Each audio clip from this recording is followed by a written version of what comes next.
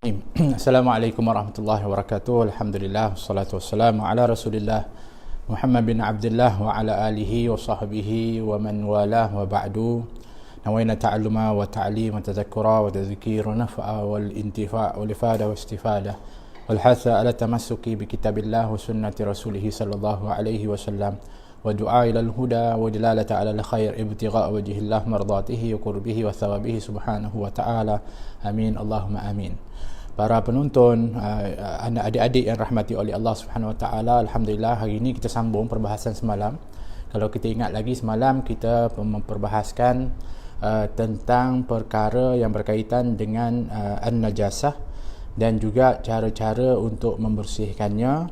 Begitu juga dengan kita menyebut tentang perkara-perkara yang berkaitan dengan bagaimana untuk membersihkan najis-najis di tempat. Dan semalam yang lebih kita fokus adalah tentang al-istinja, ataupun kita kata bercebok lah.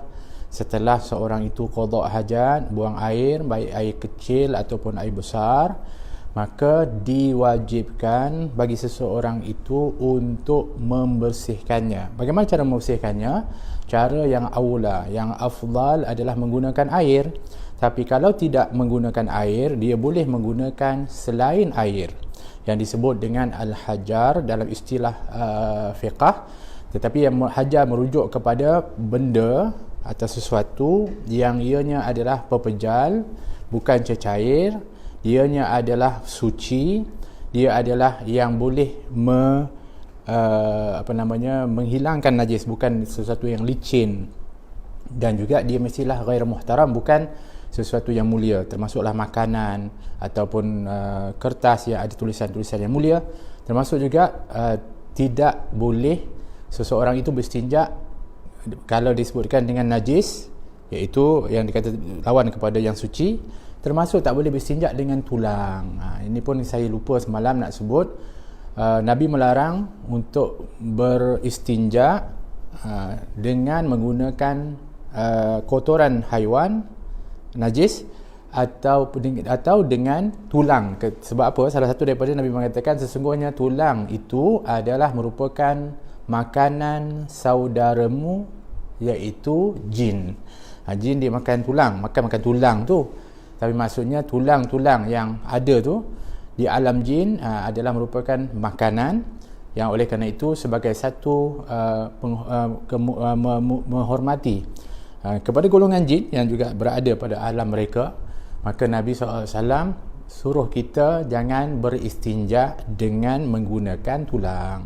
Okey, baik. Jadi supaya jangan sampai kita ni apabila mungkinlah seorang tu tiba-tiba dia pergi di satu tempat, mungkin di hutan ataupun di tempat-tempat yang tak ada tandas, tak ada tempat, maka dia pun terpaksa berqada hajatnya di situ dan air pun tak ada, maka dia bolehlah menggunakan alat tadi atau hajar tadi, sama ada batu, daun, apa saja, kayu, untuk beristinja. Tapi kalau dia ada tisu, itu pun sebenarnya sudah boleh, tapi kita telah sebutkan syarat-syarat di semalam. Jadi kena ingat syarat tu, kalau tidak nanti kita ingat dah okey dah tapi sebenarnya tak sah. Seperti yang paling basic asas sekali, jangan lupa paling minimum kita punya cara sapuan ataupun kita menghilangkan najis tu mesti minimum 3 kali. Tak boleh kurang daripada itu. Walaupun 2 ke 1 ke tu dah rasa macam dah bersih sangat ataupun dah tak ada pun nampak najis, tetap juga dikira tidak sah. Belum lagi dikira menghilangkan najis. Mesti yang paling minimum ada 3 kali. Kemudian selain daripada itu telah pun kita bincangkan semalam. Jadi apabila kita sebut tentang istinja, sudah tentulah biasanya yang kita ialah kita ni kalau manusia normal lah, kita pasti apabila kita nak qada hajat, kita ni mesti rasa malu, mesti merasa malu.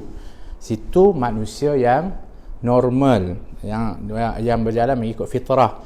Jangan samakan dengan orang-orang yang tidak normal, yang sudah bertentangan dengan fitrah. Ada orang yang dia tak malu, dia tunjuk benda-benda yang bukan-bukan. Ini sudah bertentangan dengan fitrah, yang sebenarnya malu itu salah satu dari fitrah manusia. Dan malu itu Nabi sebut adalah merupakan daripada cabang iman.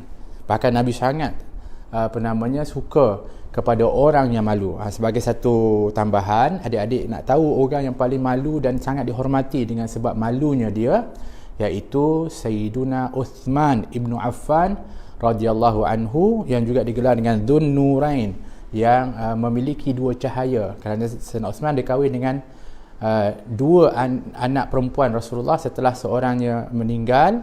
Kemudian dia kahwin dengan seorang lagi daripada anak perempuan Rasulullah sallallahu alaihi wasallam, maka digelar dengan orang yang memiliki dua cahaya kerana mengahwini dua anak perempuan Rasulullah sallallahu alaihi wasallam. Dia orang paling malu sekali, sehingga Nabi kata, bukan kata kerana dia sangat malu dan menjaga, maka kata Rasulullah SAW, sampai malaikat pun malu dengan atau kepada Sayyidina Uthman ibnu Affan radhiyallahu anhu. Baik. Jadi kita kena ada malu zaman ni, nak kena inject sikit, kena ingatkan sikit ni. So berapa ingat anak-anak adik-adik ingat, kita mesti ada sifat malu. Zaman ni orang dah mula hilang rasa malu, sehingga dia buat perkara yang bukan-bukan. Bahkan kerana semata-mata nak famous, nak viral, maka mereka buat sesuatu yang memalukan, yang pelik-pelik, demi untuk mendapatkan rating, viral dan sebagainya. Sedangkan meter maksiat dan dosa dia akan terus mengalir selagi orang melihat, orang terhibur, orang melihat buat perkara tu. Jadi malu tu adalah pelindung kita sebenarnya. Baik, jadi kerana kita rasa malu, kalau kita nak qada hajat, pastilah kita akan qada hajat di tempat yang orang lain tak boleh nampak. Sebab itulah kalau dalam istilah bahasa Arab, biasa tempat yang orang qada hajat dipanggil Baitul Khala. Baitul Khala. Baitul Khala maknanya rumah atau tempat, khala bersunyi-sunyi, tempat sendiri-sendiri. Tempat memanglah orang qada hajat ni dia sendiri-sendiri je. Dia tak ada pergi berjamaah pula sebelah-sebelah. Kan? Walaupun memanglah sekarang ni ada tempat yang kita kata berdiri tu kan, tapi pada asalnya gitulah sebenarnya, sendiri. Namanya Baitul Khala. Jadi oleh kerana itu, ketika nak pergi ke tempat yang sunyi tu, kalau sekarang ni, dulu zaman Nabi SAW, Nabi SAW akan keluar dari kota Madinah, pergi ke tempat yang jauh. Kemudian Nabi SAW akan cari tempat yang terlindung. Kemudian Nabi akan qada hajat. Demikian adab Nabi SAW. Maknanya pergi tempat jauh daripada orang, bukan hanya sekadar kerana malu, bahkan sebenarnya melindungi orang lain daripada apa? Daripada bau yang tak elok, daripada yang tak selesa dan sebagainya. Tapi sekarang kita termasuk yang disebutkan dengan Baitul Khala, ataupun tempat tu disebut dengan tandas. Kita masuk tandas. Maka oleh kerana itu, rupa-rupanya apabila kita nak buat perkara-perkara ini, seperti qada hajat, nak masuk ke dalam tempat qada hajat ni, Nabi SAW ajarkan kita adab dia. Sampai begitu Islam ni ajar. Sebab tu kita tengok tak ada ajaran lain yang seperti sesempurna agama Islam ni yang diajarkan oleh Nabi SAW. Sampai nak masuk tandas, nak berqada hajat tu pun Nabi tunjukkan adab-adab dan cara dia. Subhanallah, demikian sempurnanya dinul Islam, agama Islam, cara hidup Islam yang sempurna. Kalau kita ikut pula, kita akan rasa luar biasa hebat. Bukan hebat sebab apa? Sebab satu, yang pertama sekali, dia kalau ikut kepada duniawi pun, maknanya kita akan mendapat manfaat. Maknanya kebersihannya, kemudian kesehatannya, kemudian kebaikan dia. Belum lagi yang disebutkan ganjaran, rahmat, barakah, dan dapat cinta Allah kerana ikut Nabi SAW. Jadi jangan kita perkecilkan adab-adab nak masuk ke dalam tandas. So apabila kita nak masuk ke dalam tandas, adik-adik kita ni nak kena praktik dah ni. Lepas ni dah masuk tandas, sebab kita ni tak akan, kita manusia normal ni mesti masuk tandas kurang-kurangnya satu hari tu lebih daripada sekali. Mesti itu normal lah. Kalau tak normal memang masalah ni. So apabila nak masuk tandas, pertama sekali kita mulakan dengan berdoa, kan? Sebab tu setiap tindakan, perbuatan Nabi kita SAW ajarkan kita ni, iringi dia dengan zikir, iringi dia dengan doa. Subhanallah, sempurna. Sebab tu kalau kita betul-betul tengok amalan Nabi SAW dan Nabi ajar kita dalam setiap perbuatan, pasti kita tengok di situ adanya daripada iringan zikir dan doa. Contohlah, ini pada basic sekali ada dia. Kita naik kenderaan. Kita naik kenderaan, jalan kita ni ada yang straight, kadang-kadang ada yang naik bukit, ada yang turun bukit. Betul, di zaman Nabi SAW mereka bukan ada jalan raya macam kita, tapi mereka naik unta, naik kuda kan, naik keldai. Tapi jalan pun begitu juga, ada yang rata, ada naik bukit, ada turun bukit. Jadi Nabi SAW kata sahabat, kalau dia naik jalan tu menaik ke atas, Nabi akan ucap Allahu Akbar, Allahu Akbar, Allahu Akbar, Allahu Akbar. Kita kalau naik bukit buat apa? Tak tahu, gitu biasa je. Tapi kalau dah sampai atas, turun pula. Turun, Nabi akan buat apa? Subhanallah, Subhanallah, Subhanallah, Subhanallah, Subhanallah, Subhanallah. Jadi memang sebenarnya dalam pergerakan, dalam perbuatan, Nabi sebenarnya ada sentiasa berzikir, dan Nabi ajarkan, Nabi tunjukkan dan didengar oleh para sahabat, sebab pentingnya untuk diri kita ini sentiasa ada zikrullah. Jadi apatah lagi apabila kita masuk ke dalam tandas, maka mulakan dengan doa, dan doa masuk tandas ni saya dah tulis. Jadi kalau ada yang nak catat, silakan catat. Dan yang dah hafal, alhamdulillah. Kalau dah hafal lah, tapi buat tak, itu belum tentu lagi. Hafal tapi masa nak masuk tu tak sempat. Kadang-kadang sebab apa? Emergency, boom, terus langgar. Jadi insya-Allah mudah-mudahan kita boleh untuk amalkan. Apa doa masuk ke dalam tandas? Yang pertama, doa ini yang atas sekali, iaitu mulakan dengan bismillah. Sebab setiap sesuatu tu memang kita dianjurkan untuk mulakan dengan bismillah, kecuali perbuatan makruh dan haram. Yang itu tak boleh mula dengan bismillah. Nak buat benda haram, kita bismillah dulu, haram hukum dia. Tapi kalau perkara-perkara yang mulia baik, perkara-perkara yang mana ianya adalah permulaan-permulaan kepada suatu sunnah dan adab, mulakan dengan bismillah. Mula bismillah, kan? Sebab tu kita baca kat luar, sebab dalam tandas tak boleh kita nak sebut nama Allah. Kemudian doa, Allahumma inni a'udzubika minal khubuthi wal khaba'ith. Ya. Jadi maksudnya kita dah tu bismillahirrahmanirrahim, atau bismillahirrahmanirrahim boleh, atau bismillah Allahumma inni a'udzubika minal khubuthi wal khaba'ith. Kemudian kita melangkah masuk. Jadi sebenarnya simple, bukanlah nanti tak sempat kot. Tak, boleh bismillah Allahumma inni a'udzubika minal khubuthi wal khaba'ith, kita masuk. Iaitu, ya Allah, bismillah dengan nama Allah, ya Allah, sesungguhnya aku berlindung denganmu daripada khubuthi wal khaba'ith. Ada pengertian yang berbagai, di antaranya adalah syaitan jantan dan syaitan betina. Ada yang juga menyebutkan al-khubuthi wal khaba'ith iaitu najis, kotoran, dan juga daripada perkara-perkara yang keji. Walhasil sebenarnya kita minta lindung daripada syaitan. Memang syaitan rumah dia adalah, atau tempat tinggal dia adalah tandas. Sebab tu kalau kata Nabi dalam hadis yang lain, kalau azan je atau iqamah je, dengar azan je, syaitan lagi kat mana? Syaitan tak boleh dengar. Dia lagi kat mana? Supaya dia nak selamat, dia akan lari tempat-tempat kotor. Di antaranya adalah tandas, dia akan lari kat tandas. Dan juga dia lari di tempat-tempat sampah kotor dan sebagainya. Jadi kita pun, kerana tempat itu kotor, tempat yang kotor ni tempat tinggalnya daripada makhluk-makhluk yang yang jahat, yang tak baik, maka kita minta lindung kepada Allah. Begitu juga kita minta lindung daripada penyakit dan juga daripada kekotoran. Jadi ini minta lindung kepada Allah. Kalau Allah lindung, siapa yang boleh untuk ganggu kita? Siapa yang boleh untuk? Tak ada. Itu minta kepada Allah. Bismillah Allahumma inni a'udzubika minal khubuthi wal khaba'ith. Baca. Kemudian apabila kita nak masuk, mulakan dengan kaki yang kiri. Masuk tandas kaki mana? Kaki kiri. Jadi tandas yang kita masuk kakinya kiri. Ya. Jadi kaki kiri tu kita masuk, maknanya kita akan mengikut sunnah Nabi SAW. Jadi masuk kaki kiri. Baik. Dan termasuk daripada sunnah, anjuran untuk kita ketika berada dan masuk ke dalam tandas ini, menggunakan alas kaki. Faham Selipar lah. Kalau sekarang ni kita pakai selipar lah.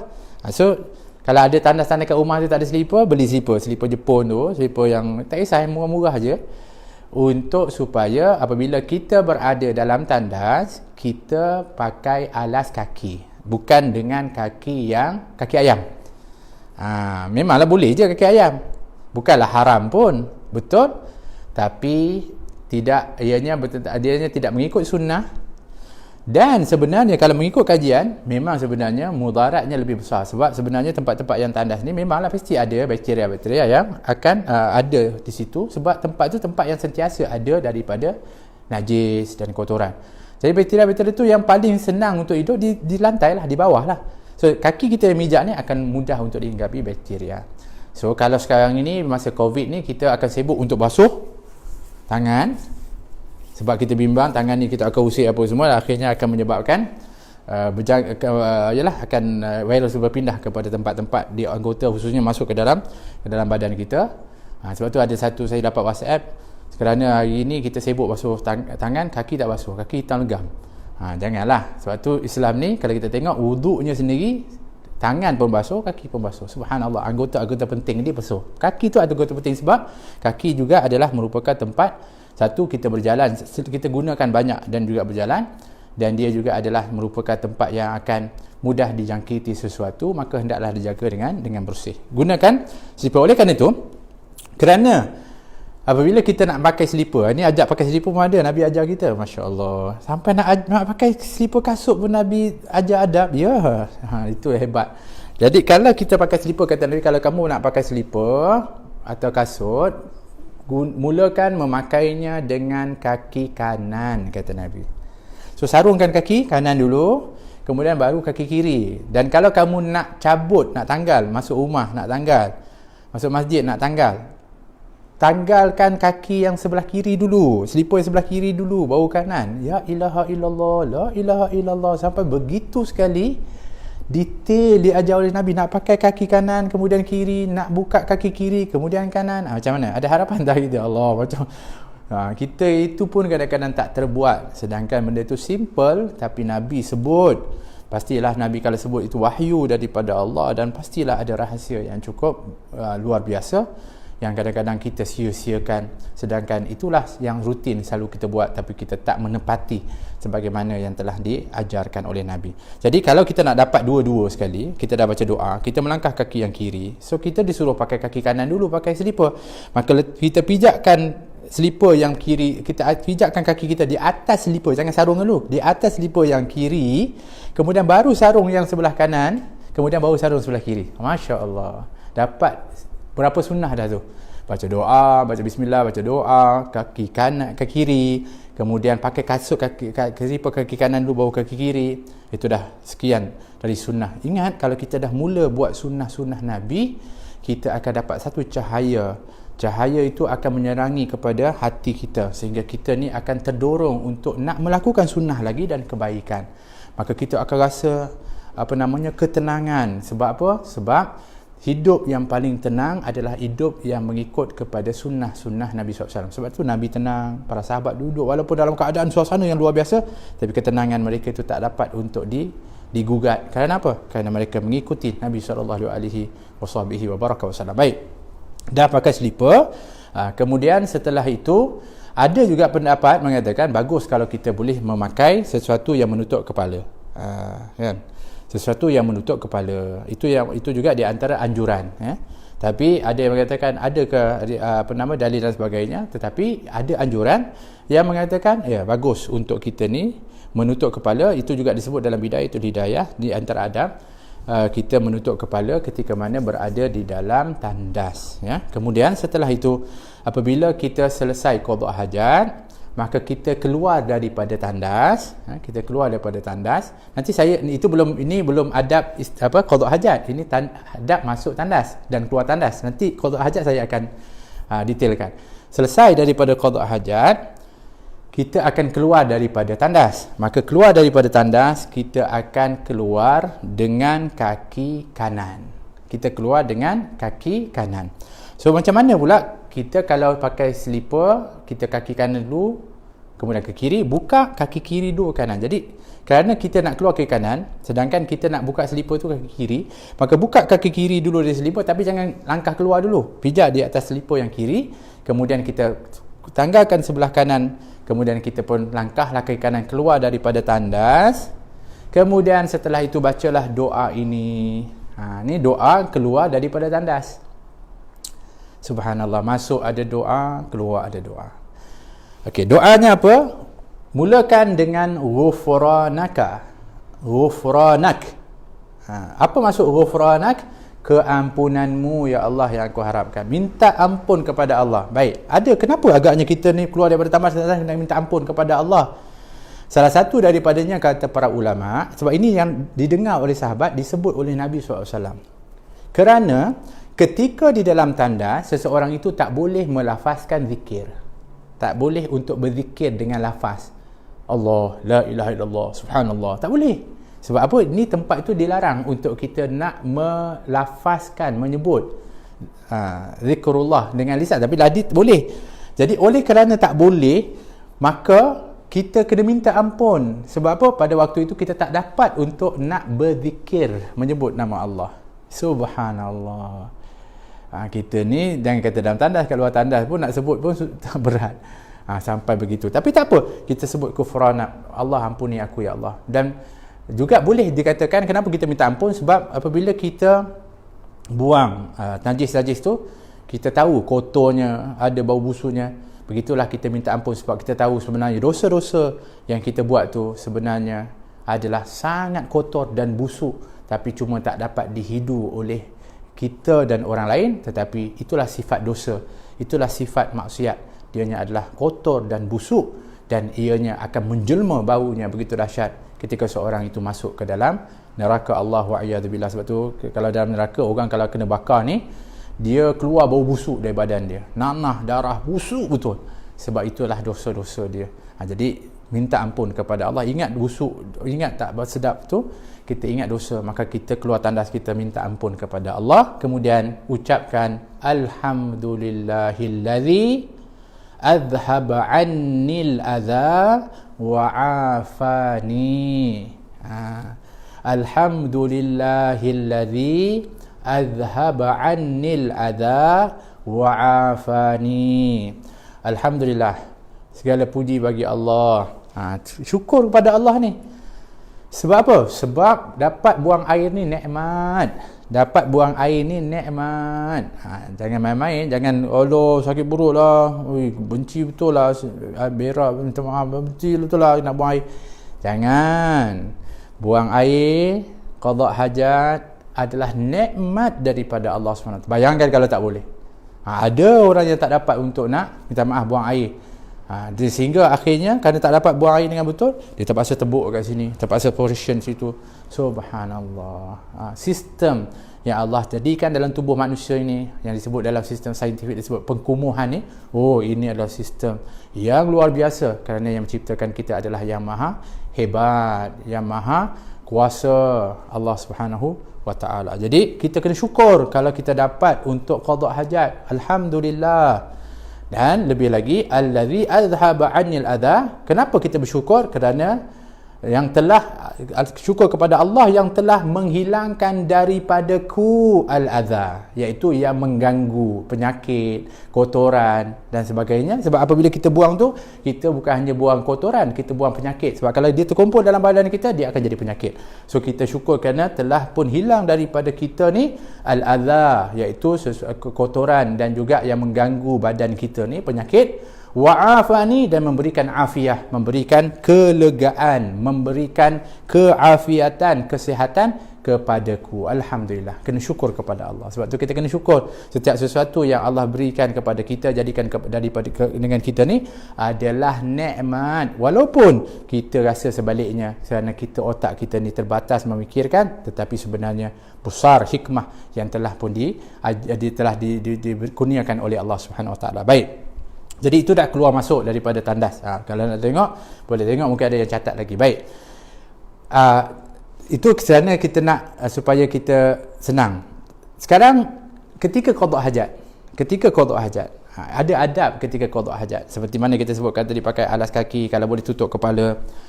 Kemudian adab qada hajat ni, kalau boleh, kalau kiranya dia qada hajat di tempat yang tidak tertutup, seperti di dalam hutan, seperti di padang pasir yang tidak ada halangan, atau semak, maka tidak boleh seseorang itu ketika qada hajat dia menghadap kiblat atau membelakangi kiblat. Minta maaf, contohnya ni kiblat, dia pun qada hajat dekat situ. Jangan. Dan kalau dia tahulah, kalau tak tahu ni cerita lain. Tapi tahu ini memang kiblat, pergi saja-saja menghadap kiblat, kita kata pancut dekat situ. Allah, kita ni telah pun membuat satu perbuatan yang tidak beradab ketika mana qada hajat ataupun membelakangi kepada kiblat, kita belakangkan kiblat, kita pun juga dilarang. Jadi kecuali kalau sekiranya tandas yang memang ada kat rumah atau di luar itu menghadap kiblat, kebetulan menghadap, tapi dia ada dinding kita tu tidak lebih daripada 3 hasta, maknanya dia punya jarak tu. Maknanya dia memang dekat dengan kita, maka tak jadi masalah. Tidak menjadi masalah. Baik. Keduanya adalah jangan sampai adab qada hajat ni, ini kalau dalam jangan kita buang air di tempat air bertakung. Air yang bertakung. Ini memang tak boleh lah kalau baldi ni, memanglah, sebab kalau kita buang dalam ni memang air ni jadi najis. Dan ini memang tak baik lah. Jelas najis. Tapi walaupun air itu lebih dari 2 qullah. 2 qullah kan disebut apa dia, 2 qullah, lebih daripada 2 qullah ni maknanya air yang mana kalau masuk najis pun kalau tak berubah dia akan tetap suci juga. Tapi tetap juga tidak boleh bagi orang yang qada hajat untuk dia buang air ke dalam tu. Seperti qullah, kata masjid ke, qullah genang ke, kalau boleh lah jangan qada hajat di situ. Termasuk juga di antaranya perigi. Perigi banyak air tapi kita buang dalam tu. Walaupun tak berubah warna bau rasa, tapi orang yang buang itu adalah orang yang berdosa, haram, tak boleh untuk dia qada hajat ke tempat tersebut. Kerana apa? Kerana orang lain yang akan menggunakan pasti akan terkesan, walaupun memang tak ada rasa warna dan bau, akan tetapi inilah kita ni sebagai manusia perlu juga memikirkan kebaikan kepada orang lain, begitu. Kemudian tidak dilakukan di bawah pokok buah-buahan. Cari pokok buah-buahan, buang kat situ. Ini apa? Baja, jangan. Ini tak ada adab bagi seorang itu. Kenapa? Sebab yalah, orang nak ambil buah, bau dah busuk kita. Atau terpijak pula, contohnya. Jadi sudah tentulah ini kita perlu jaga. Tidak juga dilakukan di tengah-tengah jalan. Pergi tengah jalan saja pancuk situ. La haula wala quwata illa billah. Jadi hati-hati. Begitu juga di tempat yang orang biasa berteduh. Bawah pokok yang orang biasa, memang selalu orang berteduh itu, kita pergi pancuk situ. Atau di stesen bas, atau tempat bas tu kan ada bumbung di situ. Orang nak duduk situ berlindung panas, tengok bau busuk, hancing je, orang lari. Sebab tu Nabi pernah mengatakan, takutlah kamu kepada tempat yang mudah dilaknat. Maksudnya jangan buat sesuatu yang mudah dilaknat oleh orang, kata Nabi. Apa dia contohnya? Seperti tadi, buang air tempat-tempat yang tu sehingga orang akan keluar kata-katanya minta maaf. Kata laknat. Dia bau tu dia keluar kata laknat. Laknat ni kalau sudah dikeluarkan daripada mulut manusia ni, laknat tu akan turun. Allah turunkan laknat tu. So kalau laknat itu memang betul, orang tu memang buat perkara yang orang melaknat, walaupun melaknat itu kita tak boleh, kalau boleh jaga lisan kita jangan melaknat orang. Jangan. Tapi kadang-kadang ialah orang lain mana kita tahu dia akan keluar. Laknat tu akan turun dan memang berhak orang tu kena laknat, dia akan terlaknat.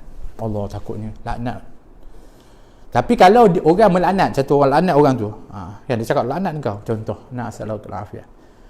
Apa namanya? Orang tu bukan orang yang terlaknat, tapi dia melaknat. Maka laknat tu tetap turun. Tapi kerana orang tu bukan orang yang terlaknat, laknat tu akan kembali kepada orang yang melaknat tu. Hati-hati. Sebab tu lisan kita kena jaga betul, ya. Hati-hati. Baik, yang kemudian jangan kita qada hajat di dalam lubang. Kita tengok ada lubang, macam eloklah lubang ni kita qada hajat kat situ. Jangan, sebab mungkin tempat tinggal haiwan. Jangan main-main, kesian. Keduanya mungkin adalah tempat jin. Hati-hati. Kemudian tidak bercakap-cakap ketika qada hajat. Saya pernah dulu pergi kat airport, kan, pergi airport, pergi tandas. Sekali tengok ada perbualan, rancak pula tu kuat. Tak ada orang kat luar. Rupanya seorang ni qada hajat sebelah dia kan pintu sebelah tu.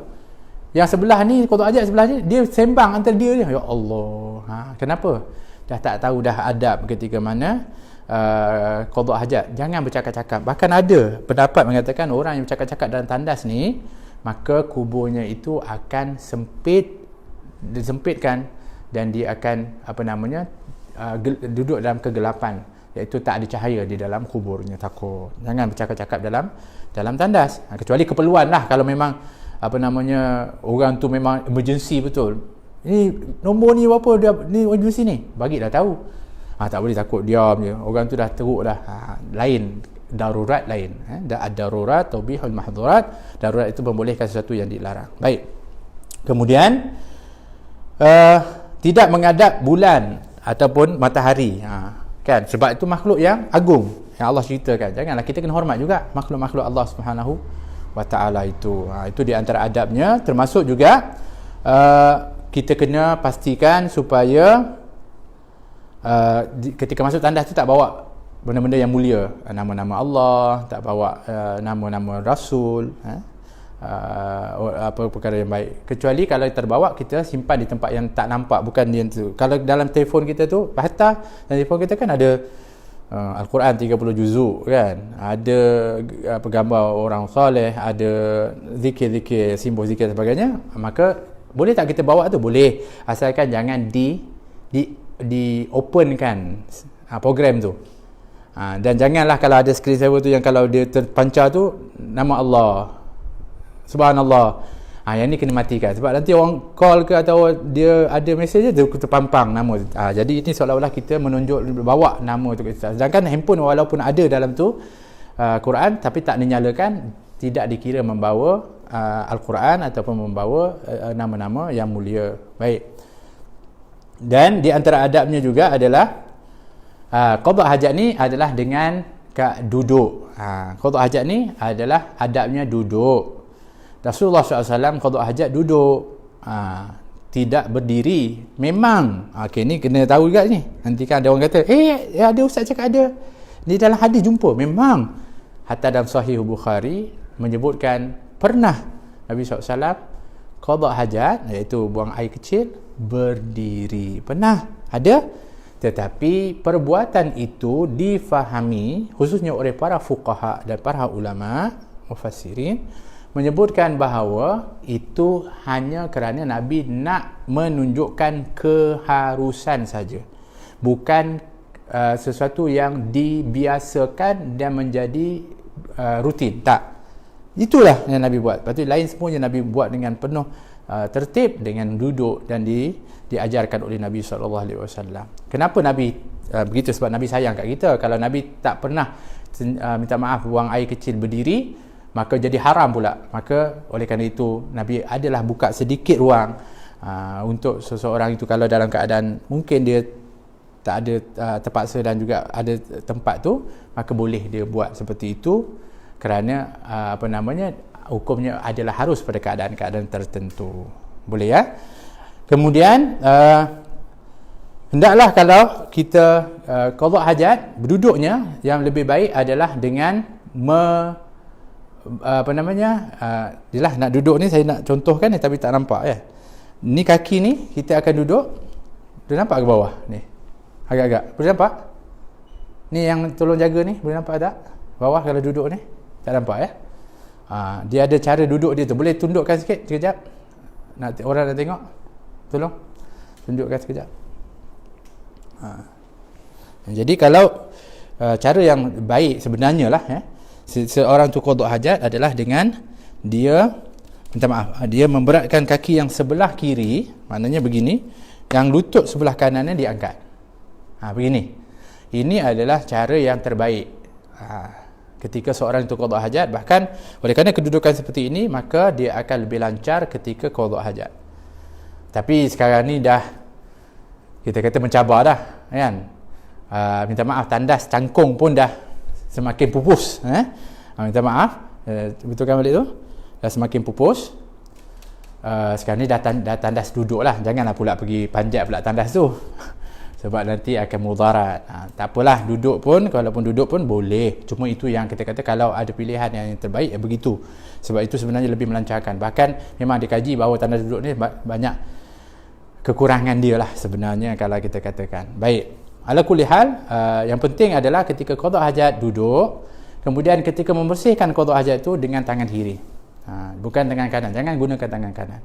Mungkin kita siram dengan tangan kanan, yang kita membasuh tempat anggota itu adalah dengan tangan kiri. Istinja dengan hajar, benda pun dengan tangan kiri juga, bukan tangan kanan. Jadi gunakan tangan yang kiri, disebutkan. Baik, kemudian setelah itu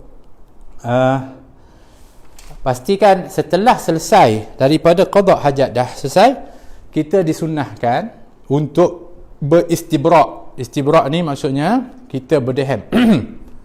Minta maaf, kalau lelaki minta maaf. Pasti dah selesai. Kalau boleh tu kita tekankan, urutkan dia ke depan untuk pastikan minta maaf air yang di dalam saluran itu betul-betul keluar dengan seluruhnya. Cara-caranya ada menekan ke depan supaya dia, dan kalau boleh berdehem 3 kali. Kenapa? Kerana kalau sisa air itu masih ada dan apabila kita bangun dan kita pakai seluar, air itu keluar, maka itu adalah air najis yang mana kita istinja kita, cebok kita, walaupun kita dah basuh tadi, tetap juga tak sah sebab dia dah keluar baru air yang sisa tu. Dan apabila dia kena pakaian seluar dalam kita, contohnya seluar kita, maka dia telah najis. Maka kita solat tak sah. Sebab tu dia kata Nabi SAW, kita lalu satu kubur, ketika itu Nabi SAW kata ni orang yang diadab. Salah satu sebabnya kenapa? Kata Nabi, sebab dia tak bersih daripada air, minta maaf, buang qada hajat dia, tak bersih. Macam tadilah. Sebab tu Nabi mengatakan inna amatal adab minhu, sesungguhnya banyaknya adab orang yang kena adab kubur ni kerana tak bersih daripada membasuh daripada minta maaf kencingnya. Itu Nabi sebut. Maknanya memang itu masalah. Sebab tu kita kena pastikan istibrak, usaha untuk menyelesaikan dengan betul. Supaya jangan sampai ada susulan air najis yang keluar daripada anggota tersebut. Kemudian di antaranya juga apabila kita selesai dah selesai semua, begitu kat belakang pun samalah, maknanya kita dah bersihkan, maka kita baca doa ni. Tapi baca ni masa dah selesai tu, kerana kita masih dalam tandas, jangan dilafazkan. Sebab kita tak boleh lafaz nama Allah, nama mulia, doa kat dalam tandas tak boleh. Maka kita boleh di dalam hati. Maka kita sebutkan ni dalam hati kita, Allahumma tahhir qalbi minan nifaq wa farji minal fawahish. Allahumma tahhir qalbi minan nifaq wa farji minal fawahish. Fawahish. Baik. Ya Allah, bersihkan hatiku daripada an-nifaq, sifat munafik. Kita sebenarnya kita qada hajat ni benda yang keluar tu, tapi ingat yang keluar ni nampak ada yang tersembunyi daripada kotoran dalam hati jiwa kita ni, khususnya sifat-sifat. Dan sifat-sifat di antara sifat yang tak baik itu adalah sifat kemunafikan. Maka kita ambil peluang ketika mengingati, kita bersihkan diri kita dari najis-najis tu, kita juga minta kepada Allah hati kita dibersihkan daripada sifat munafik, wa farji, dan juga minta maaf kemaluanku, minal fawahish, daripada perbuatan keji. Jadi kita buang najis, tapi kita minta lindung dua perkara. Satu hati, keduanya kemaluan. Hati dari sifat-sifat tadi, sifat munafik. Yang keduanya kemaluan daripada perkara fawahish. Perkara fawahish atau fahishah yang paling dahsyat adalah zina. Sebab tu kita kena minta doa. Sebab apa? Sebab ini ujian, khususnya zaman sekarang ni. Minta maaf, kadang-kadang tu orang berbangga, orang suka, bahkan orang ajak nak buat benda-benda keji ni. Maka kita kena doa sebagai Allah lindung, supaya jangan sampai kita terdorong dan juga terpengaruh untuk melakukan al-fawahish, daripada perbuatan-perbuatan keji, apatah lagi berzina, wa'iyadzu billah. Jadi itulah di antara daripada, kemudian bangun selesai. Dan juga di antaranya adalah ketika qada hajat, tidaklah sepatutnya kita membuka, maknanya minta maaf, telanjang lah. Kalau boleh tu kita juga masih menggunakan sesuatu yang melindungi daripada anggota kita. Kerana apa? Kerana pastilah di dalam tandas itu pun ada makhluk-makhluk yang lain, dan juga ada juga usaha-usaha daripada orang yang mungkin kadang-kadang nak tengok dan sebagainya, yang kalau kita sedikit sebanyak melindunginya, akan terselamat bukan hanya daripada dilihat anggota kita, bahkan dari maruah kita. Jadi itu pun jaga juga, insya-Allah. Jadi adik-adik jangan lupa ada adab masuk tandas dan qada hajat ni untuk kita apply atau kita buat di dalam kehidupan kita ni, insya-Allah mudah-mudahan barakah. Itu yang kita sama-sama perlu untuk kita ambil perhatian. Dan insya-Allah besok akan ada daras Al-Quran, pelajaran Al-Quran, Masya Allah, penting, dengan Ustaz Azian bin Man. 2 hari dia akan buat sambungan daripada apa yang telah dibahaskan sebelum ni, dan kita akan jumpa pula lepas tu hari Jumaat. Ni pun Masya Allah, ni penting ni, sirah. Kita baru mula dengan nasabus syarif, iaitu nasab mulia Nabi SAW. Tapi kita akan bahaskan permulaan daripada kelahiran Nabi Muhammad SAW. Wah, hebat. Nak tahu macam mana luar biasanya kelahiran Nabi? Jumaat ni insya-Allah kita bersama. Sebelum tu insya-Allah ada beberapa soalan yang boleh kita kongsikan manfaat insya-Allah. Yang pertama, kalau kencing kucing di dinding kita spray dengan air mutlak, sama tidak seperti mengalirkan air? Maknanya untuk yang semalam. Jadi kalau ada sekiranya ada air dia kencing di dinding, kita mesti pastikan kita menyiram dia, iaitu mengalirkan air. Baik, spray boleh tak? Kalau spray itu banyak dan mengalirkan air, boleh. Spray air itu mengalir.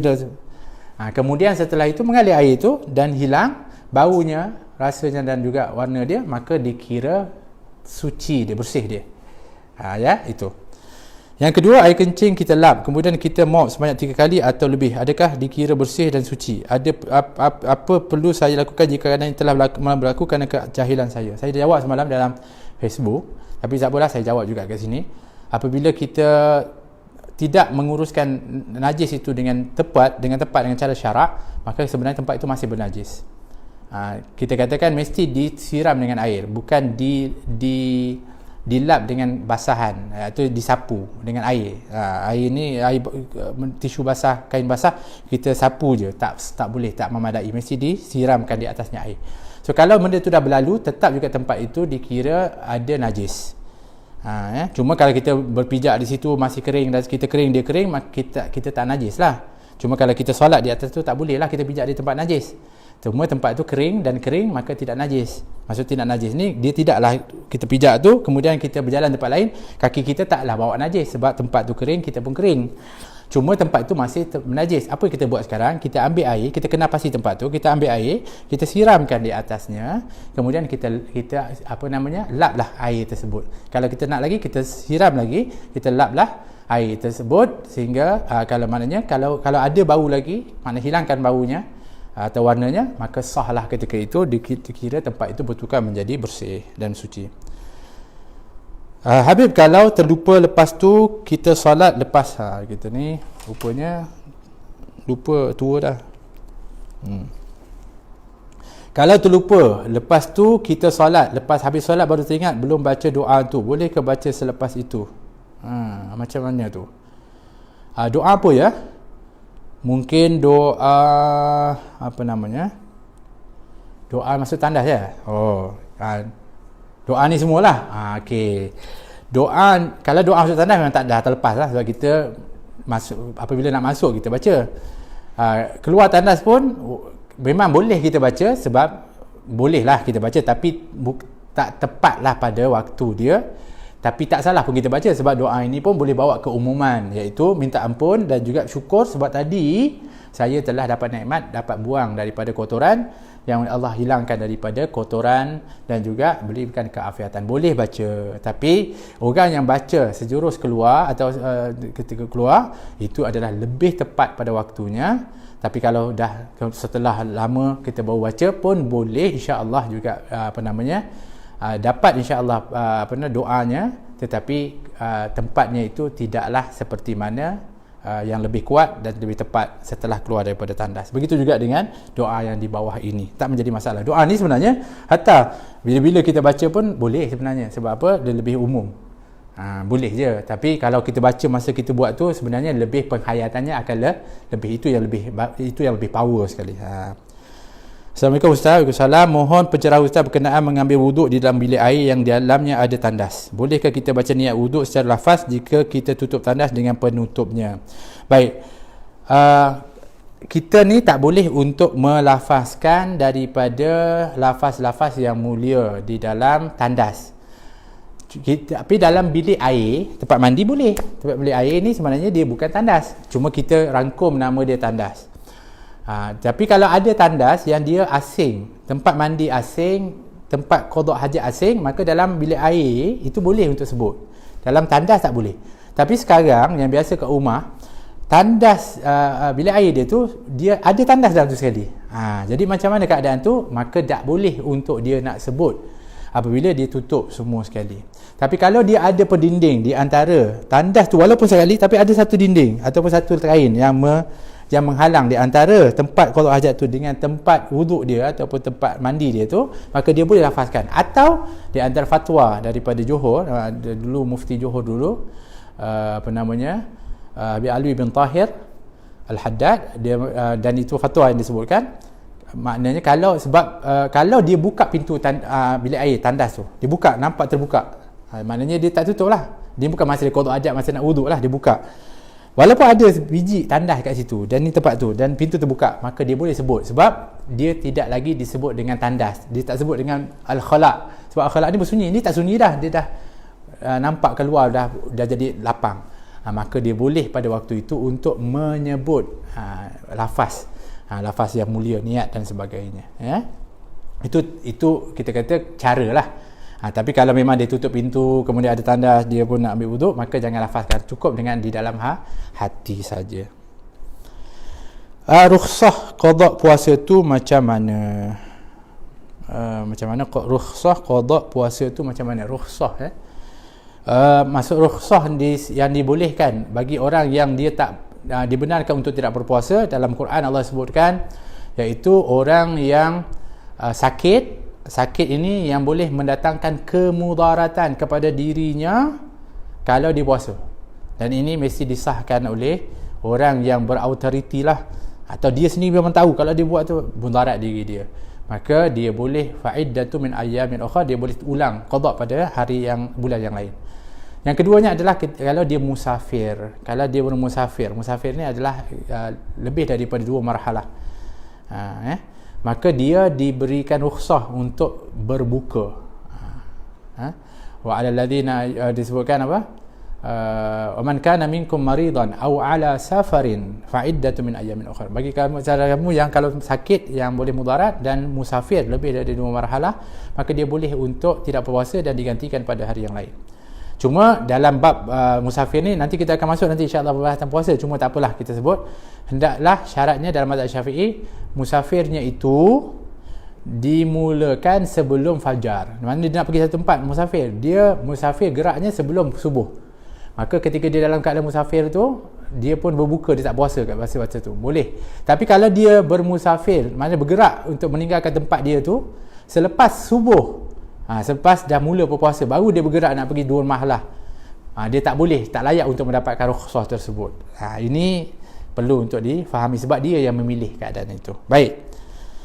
Yang kedua, asalah Habib, ada hukum tak tutup kepala bila qada hajat? Memang ada disebutkan adalah perkara yang sangat dianjurkan untuk menutup kepala, sama ada pakai kopiah, pakai topi, pakai kain. Memang ada anjuran untuk kita tutup kepala ketika mana qada hajat. Ada pendapat yang mengatakan, dan ini juga ada khabar yang disebutkan, bahawa ketika seorang itu qada hajat, maka syaitan akan berusaha untuk menaburkan najis yang ada itu di atas kepala. Maka kalau kita tutup, terlindunglah kepala kita daripada najis. Begitu juga, dan najis itu kesannya adalah kepada otak kita, maknanya kita akan jadi lemah ingatan dan sebagainya. Salah satu lagi yang boleh menyebabkan lemahnya ingatan seseorang, ini pun sebagai tip, minta maaf, ialah apabila kita melihat, minta maaf, kemaluan dan najis. Kita ingat najis dan kemaluan, maka ini akan boleh melemahkan ingatan kita. Kalau boleh janganlah tengok sangat, kecuali keperluan. Wallahu a'lam. Baik, bagaimana cuci tahi cicak di dalam rumah? Jadi kalau tahi cicak tu jatuh, kalau dia kering, maknanya kering, maka boleh sapu je. Tapi kalau nampak dia basah, maka hendaklah kita buangkan tahi cicak tu, kemudian kita sama ada kita titis, kita tuangkan air, atau kita spray ke atas tu air yang banyak, kemudian kita pun hilangkan air tersebut dengan najis, kemudian kita ulanglah sampai hilanglah bau, warna dan rasanya. Kalau keluar kalau keluar mani ketika tidur, adakah keluar air madhi sekali, maka ia dikira najis. Baik. Kalau seorang itu tidur bermimpi, dia panggil ihtilam, keluar mani, maka soalan ni, adakah dia keluar madhi, kan? Keluar madhi ni air dia sebenarnya nanti kita akan masuk dalam bab tu. Cuma saya faham soalannya kerana sebab air mani ni dalam mazhab Syafi'i khususnya menyebutkan air mani adalah suci, sedangkan air madhi adalah najis. Kebiasaannya, minta maaf, orang yang mana dianya berhubungan, dia akan keluar air madhi dulu, kemudian nanti apabila sampai kepada kemunculannya, dia akan keluar mani. Tapi kalau orang itu dia tidur dan mimpi dan akhirnya keluar mani, maka adakah dianya keluar madhi? Wallahu alam. Sebab masa tu tak ada, dia tak sedar, dia pun tak sedar. Maka yang pasti dia keluar mani. Apabila keluar mani, bermakna dia wajib mandi janabah junub. Dia wajib mandi hadas besar, iaitu mandi wajib. Itu yang disebutkan. Jadi kalau kita kata sebab bermakna dia mesti juga mandi dan basuh. Jadi tak timbul soalan dia madhi, ada madhi tak ada madhi. Sebab dia tetap kena wajib mandi. Dia mandi, pasti dia akan basuh anggota-anggota kemaluannya. Kalaupun ada di situ najis, akan hilang dengan mandian tersebut. Assalamualaikum Habib. Waalaikumsalam. Bagaimana status solat makmum sekiranya seorang imam yang wuduknya tidak sempurna? Kalau imam wuduknya tak sempurna dan memang diketahui dan dilihat, maka tak sah solat seorang makmum yang mengetahui. Tapi kalau makmum tak tahu pun imam ni wuduknya tak sempurna, kita percaya kepada dia sebab dia imam dan dilantik mungkin, maka sahlah solat kita apabila kita tak tahu. Baik, apa hukum seorang imam yang menyimpan kuku yang panjang kerana saya was-was akan kesempurnaan wuduk imam tersebut yang mungkin mengakibatkan solatnya terbatal? Baik, kita ni disuruh untuk menghukum secara zahir saja. Kita tak tahu.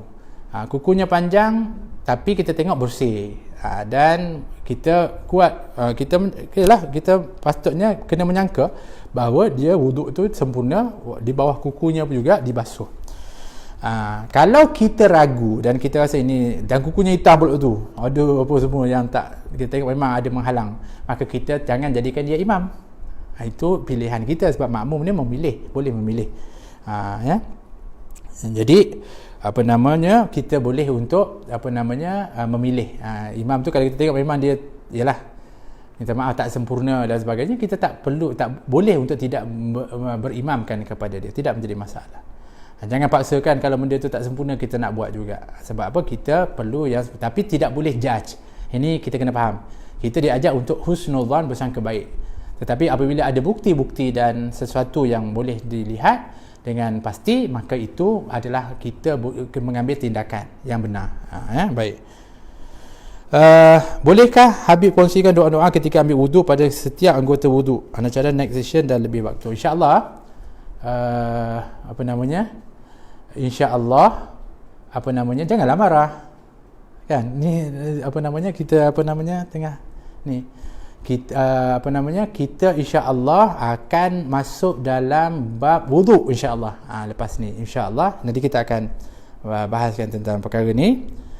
Ada soalan lagi, telur ayam yang baru dibeli dari pasar perlu dicucikan dahulu dengan air dulu je? Adakah dikira najis jika tidak dicuci? Okey, telur ayam yang dibeli dia keluar dari tempat yang najis. Apabila dia keluar dari tempat yang najis, maka dianya ada najis. Sama ada nampak najisnya atau tak nampak najisnya. Najis tu ada dua kan kita sebut tu, ada yang disebutkan aini, ada yang disebutkan hukmi. Aini, benda najis tu nampak dekat situ, nampak selepek dekat telur ayam tu. Itu memang kena basuh lah. Nampak hilangkan dia punya benda tu dan juga telur tu. Tapi tak nampak. Tapi telur ayam tu keluar dari tempat tu. Kita pun tak tahu yang orang tu dia tak basuh pun, dia tu letak ke dalam tempat tersebut. Maka wajib dibasuh. Sebab apa?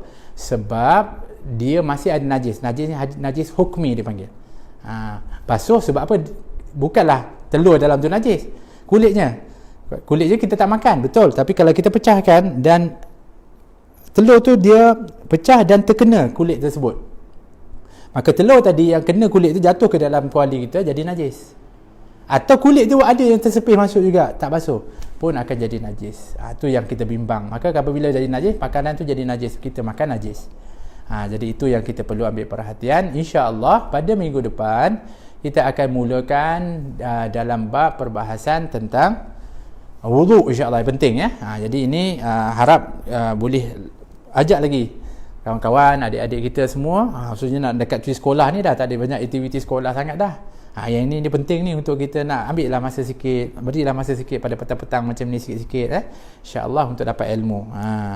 Ada lagi, sikit lagi. Bagaimana menghindari gangguan waswas yang sering mengganggu dalam ibadat?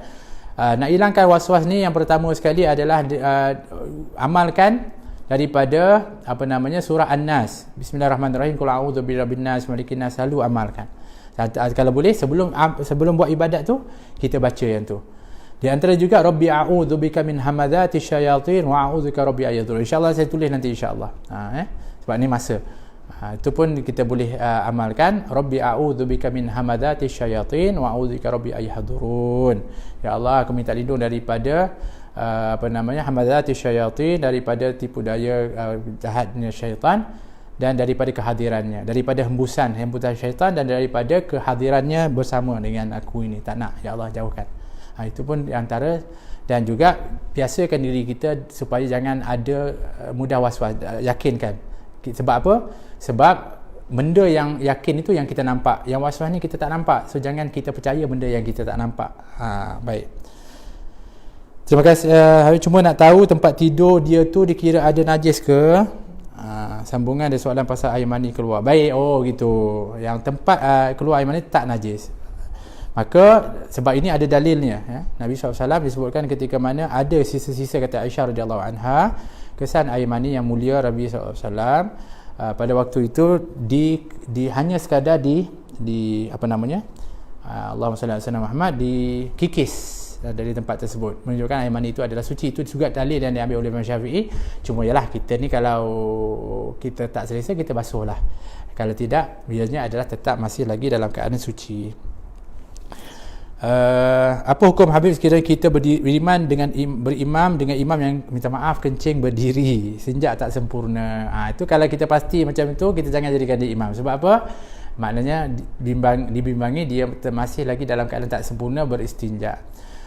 Dan juga imam yang mana dia selalu melakukan perkara-perkara yang makruh pun sepatutnya tidak menjadi imam. Minta maaf, tak layak untuk kita jadikan dia imam. Minta maaf. Kalau kita tahu dia selalu buat perkara-perkara yang makruh, benda-benda yang dibenci, tak suka, kita boleh untuk tidak menjadikan dia seorang imam. Boleh. Cuma janganlah kita ni mudah judge. Saya cakap tadi, jangan mudah judge. Imam begini, imam begini. Itu memang kita selalu itu keburukan hati kita. Tapi kalau zahir nampak dan jelas, maka kalau boleh tu kita undur. Jangan tidak menjadikan imam, tidak menjadi satu masalah. Maaf, tapi janganlah pergi cakap ke orang sehingga mengaibkan dia. Kalau kita nak tegurlah secara private kepada dia. Nak tanya lelaki, kalau nak buang air kecil, lebih baik kencing cara duduk atau berdiri? Saya pernah dengar ada ustaz kata kencing duduk supaya tak terpercik. Sebenarnya buang air itu semua qada hajat, lelaki atau perempuan, adalah duduk. Itulah yang paling sempurna, yang diutamakan, duduk. Bukan kata lelaki boleh berdiri. Tak, lelaki pun duduk. Cuma kalau tak ada dah tak ada pilihan, dah terlalu emergency, baru dia boleh ambil peruntukan berdiri itu. Tapi duduk adalah utama. Salah satu hikmah dia tadilah ada siapa ni kata adalah supaya dia tak terpercik. Betul, kalau berdiri lebih mudah terpercik, kalau duduk lebih susah untuk terpercik, dan maknanya terlindunglah dia daripada percikan najis. Bagaimana jika selepas solat luka yang dibalut mengalir darah keluar dengan banyak? Jadi kalau seorang tu dia luka, kemudian dia balut luka tersebut, keluar darah daripada tempat dia tu banyak, maka batallah solatnya. Tapi kalau dianya luka tu hanya membasahi tempat balutan tersebut, maka dia masih dimaafkan dan juga dikira tidak batal solatnya, kerana tidak najis itu dimaafkan dalam keadaan situasi seumpama itu. Cuma adalah pendapat mengatakan tak batal sebab darah yang keluar tu daripada diri dia, seperti mana pernah peristiwa berlaku seperti Sayyidina Umar Al-Khattab ketika ditikam, tapi pada waktu itu pun dia digantikan daripada imamnya. Begitu. Wallahu taala alam bisawab. Terima kasih semua kepada semua yang selalu ikut program ni. Mudah-mudahan adalah manfaat dia kepada kita, dan terima kasih lagi kepada yang ajak keluarga, anak-anak juga bersama untuk kita faham perkara ni. Jangan lupa amalkan. Ini kita punya task kita. Nak tengok kita betul-betul orang berilmu yang dapat memanfaatkan ilmu, dan orang yang berhasil dalam menuntut ilmu adalah dapat amalkan apa yang dia belajar. InsyaAllah besok jangan lupa dengan Ustaz Azian bin Man 2 hari. InsyaAllah belajar Quran penting ni, anak-anak kita juga untuk ulang kaji. Dan hari Jumaat bersama dengan saya untuk Sirah An-Nabawiyah. Wallahu ta'ala a'lam bissawab. Assalamualaikum warahmatullahi wabarakatuh.